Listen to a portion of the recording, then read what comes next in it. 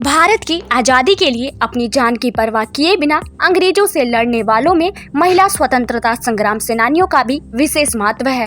देश की आज़ादी की लड़ाई के लिए महिलाओं ने खुद को बलिदान कर दिया था। झांसी की रानी अहिल्याबाई और दमदार व्यक्ति की महिलाओं की जाबाजी का भारतीय इतिहास गवाह रहा है। इन महिलाओं में एक नाम और भी शामिल है, वो है दुर्गावती का। दुर्गावती देवी को आप दुर्गा भाभी के नाम से भी जानते ही होंगे। दुर्गा भाभी भले ही भगत सिंह, सुखदेव और राजगुरु की तरह फांसी पर नहीं चढ़ी हो, लेकिन कंधे से कंधा मिलाकर आजादी की लड़ाई लड़ती रहीं। स्वतंत्रता सेनानियों की हर आक्रामक योजना का हिस्सा बनी। दुर्गा भाभी बम बनाती थी तो अंग्रेजों से लोहा लेने जा रहे देश के सपूतों को टीका लगाकर विजय पथ पर भी भेजती थी। चलिए आज के वीडियो में जानते हैं कि कैसे महिला स्वतंत्रता सेनानी दुर्गावती उर्फ दुर्गा भाभी ने कैसे अहम योगदान अपना दिया। दुर्गा भाभी को भारत की आयरन लेडी भी कहा जाता है।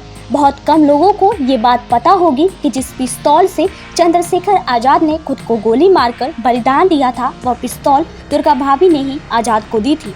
इतना ही नहीं, दुर्गा भाभी एक बार भगत सिंह के साथ उनकी पत्नी बनकर अंग्रेजों से बचाने के लिए उनके प्लान का हिस्सा भी बनी थी।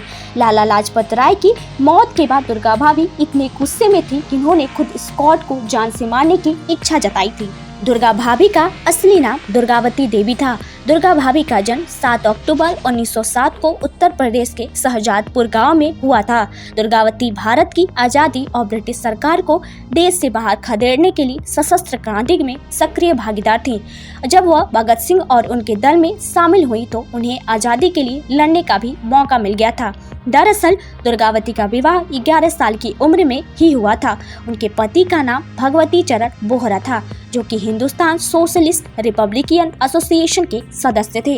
इस एसोसिएशन के अन्य सदस्य उन्हें दुर्गा भाभी भी कहते थे, इसीलिए वह इसी नाम से प्रसिद्ध हो गई। 16 नवंबर 1926 को लाहौर में करतार सिंह साराभी की शहादत की 11वीं वर्षगांठ मनाने की लेकर दुर्गा भाभी चर्चा में आई थी। दुर्गा भाभी स्वतंत्रता संग्राम के सेनानियों की प्रमुख सहयोगी थी।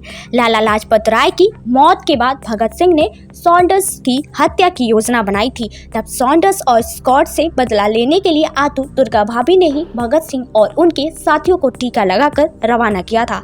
इस हत्या के बाद अंग्रेज उनके पीछे पड़ गए थे। दुर्गा भाभी ने उन्हें बचाने के लिए भगत सिंह के साथ वेश बदलकर शहर छोड़ दिया था।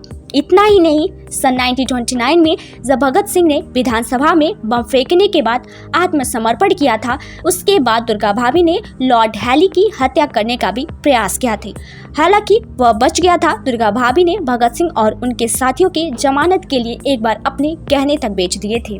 28 मई 1930 का दिन था जब अचानक बम फट गया और भगवती चरण जी शहीद हो गए। दुर्गा भाभी को बड़ा झटका लगा, लेकिन वह आजादी के प्रयास में जुटी रही और अंग्रेजों ने उन्हें कुछ साल जेल में भी बंद रखा। आजादी के बाद उन्होंने अध्यापन के कार्य में खुद को व्यस्त कर लिया और गुमनामी में रहना शुरू कर दिया। मीडिया, सत्ताधीशों और लोगों को दुर्गा भाभी का आखिरी खबर 15 अक्टूबर 1999 के दिन मिली, जब गाजियाबाद के एक फ्लैट में उनकी मौत हो गई। तब वो 92 साल की थी।